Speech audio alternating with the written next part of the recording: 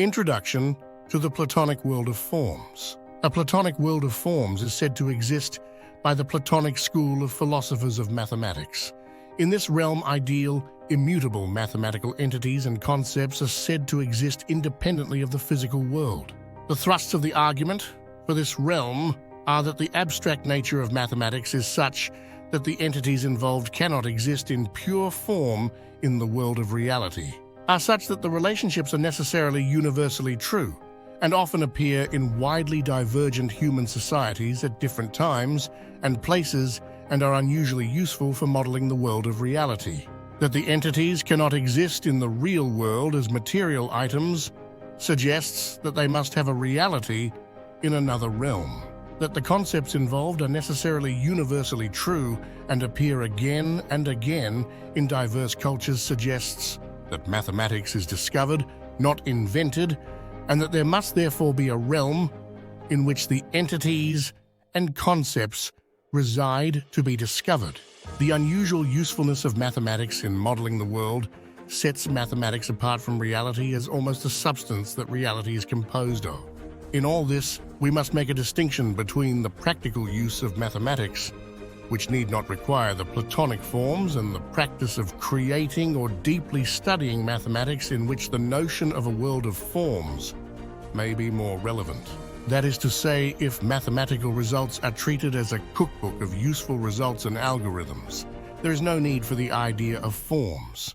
It is in understanding the development of a particular mathematical subject area, proving theorems in the area, or attempting to create new mathematics in the area, or even new areas of mathematics, that the concept of a mathematical realm may become important. The approach taken by the student, the prover, the creator will differ based on the ideas he or she has concerning the existence of the mathematical realm. Subjectivity in mathematics. Consider first the proving of theorems in mathematics. A theorem's proof depends upon who is to consume the proof. In a mathematical paper intended for professional mathematicians, there may be no proof at all for a particular theorem. This can be especially true for theorems that must have inelegant proofs, are obvious, or are straightforward but long. Thus, there may be no such thing as a perfect proof because the context is so important. Now, proof is one of the most important aspects of mathematics.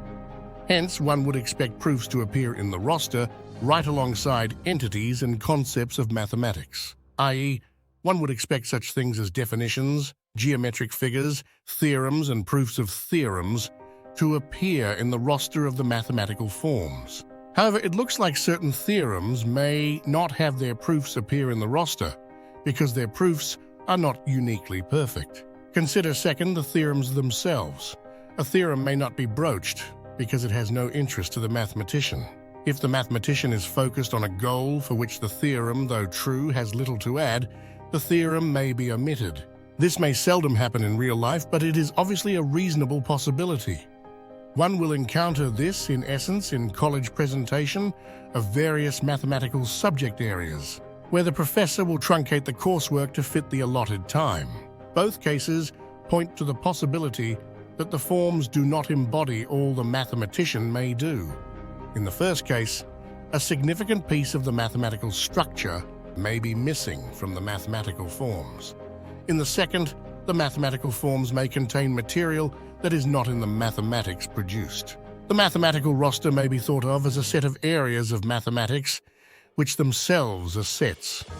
Those sets are a collection of elements having to do with the area of mathematics. For example, the set A of areas of mathematics will contain analysis, geometry, topology, and algebra. Every area just mentioned will contain arithmetic. This fact is very important because if an area is complex enough to contain arithmetic, Gödel's incompleteness theorem and consistency theorem will apply to it.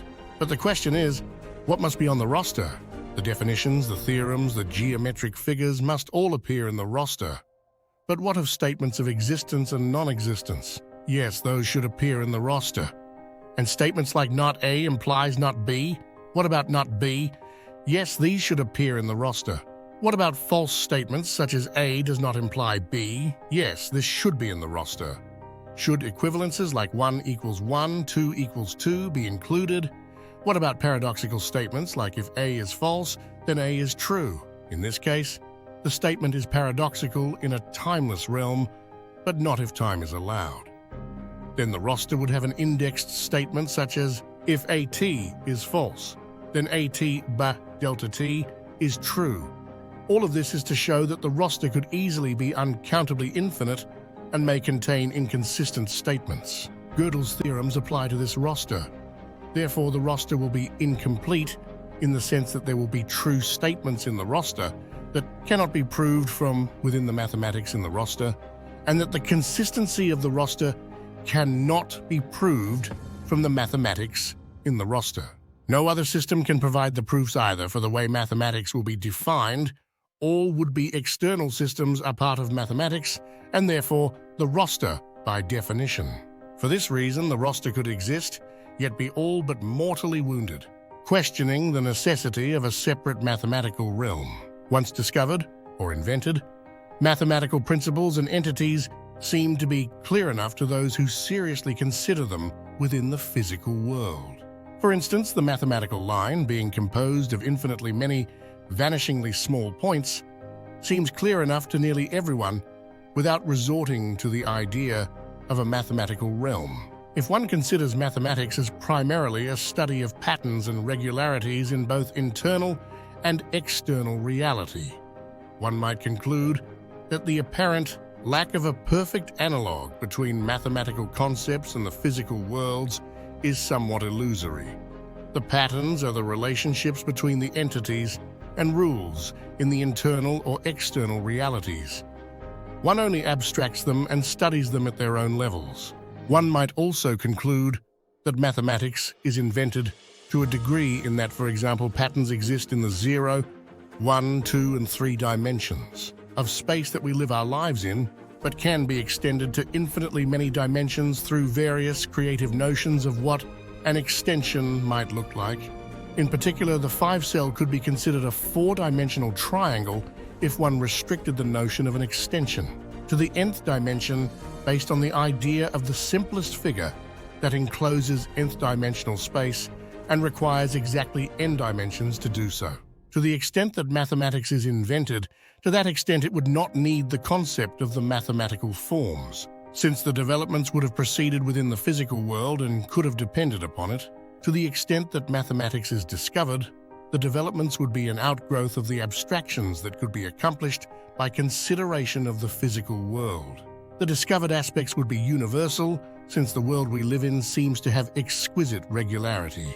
Therefore, one must consider the fact that the mathematical entities and concepts do exist in the physical world in imperfect form, to be sure, but in understandable form for those who seek them.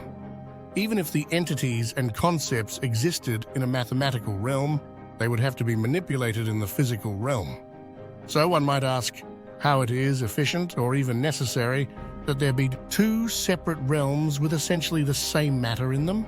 The mathematical realm is understood to be the source of discovery, but as we have seen, that may not be necessary for discovery.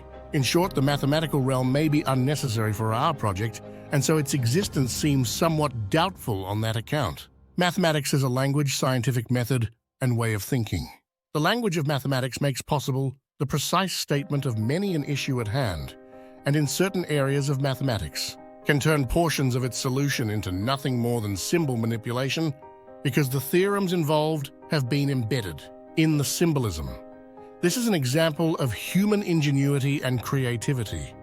A primary feature of mathematics is its reliance on shortcut symbols to represent concepts. This phenomenon is seen more in the use aspect of mathematics. In the development aspect of mathematics, symbolism must be invented, and the development of the mathematics proper takes the form of experimentation, theorizing, and a search for patterns. That is to say, mathematical creation is the result of discovery of existing patterns, imaginative techniques, of experimentation, of theorizing, and finally, of proof. After such developments may come the invention of symbolism and methods of demonstration and presentation. This reality of discovery and creation in mathematics challenges the view that mathematics is merely a recollection of some static, eternal set of entities and concepts. It is more likely that the concepts upon which mathematics is based are so precise that there is an inertia around changing the nature of presentations of the concepts so that two different authors may present the same material in nearly the same way. This gives the impression that there can be very little modification of the basic structure of the subject areas. In other words, the mathematics seems more eternal and immutable than perhaps it actually is. Understanding these ideas challenges the view of mathematics as merely a static, eternal set of entities and concepts. Absence of a universal method of knowledge presentation. A strange fact, there is no unique pattern or language for the presentation of mathematical concepts. If one were recalling mathematical truths, one would expect to also recall the method of the original presentation. In all the years of mathematical discovery or invention, surely someone would have also recalled this mode of presentation along with the mathematical details. Yet, no one has. Mathematical language is neither the language of logic nor its own style of language. For the most part, it seems to be natural language with certain restrictions and assumptions. It does not depend upon the particular tongue, but uses the same tongue as its applier. Hence, we might have the intuition that the mathematical forms are not innate at all, and wonder exactly how the mathematician gains access to them. Evolution and expansion of mathematical fields. The notion that mathematics is immutable and eternal has been dealt with briefly. But another fact about mathematics is that fields of mathematics, such as Euclidean geometry, are not generally updated as new information becomes available. Euclidean geometry will stand on its own as an axiomatic system. However, when new facts become available, the tradition has been to create a new field that is devoted to exploring the new situation. So when the fifth postulate of Euclidean geometry was challenged, the field of non-Euclidean geometry was created. However, note that when Russell's paradox was discovered, there was a wholesale update of the way sets were used in mathematics. It is not that mathematical fields don't progress from time to time. It is that the progress may not be obvious to everyone. Conclusion. Rethinking the Platonic realm of forms, we have established a distinction between the practical use of mathematics, which may not necessitate Platonic forms, and the more theoretical aspects of mathematical development, where the concept of a mathematical realm is more pertinent. We delved into the contextuality of mathematical proofs, illustrating that the nature and presentation of proofs can vary significantly based on their intended audience, challenging the notion of a universally perfect proof. We question the content of the mathematical roster, which encompasses definitions, theorems, geometric figures, and various statements, raising doubts about the completeness and consistency of this roster in light of Gödel's theorems. This leads to questioning the necessity of a separate, ideal mathematical realm, especially considering that mathematical principles and entities are comprehensible and useful within the physical world. We explore the role of mathematics as a language, a scientific method, and a unique way of thinking, which goes beyond the static and eternal view of mathematical entities.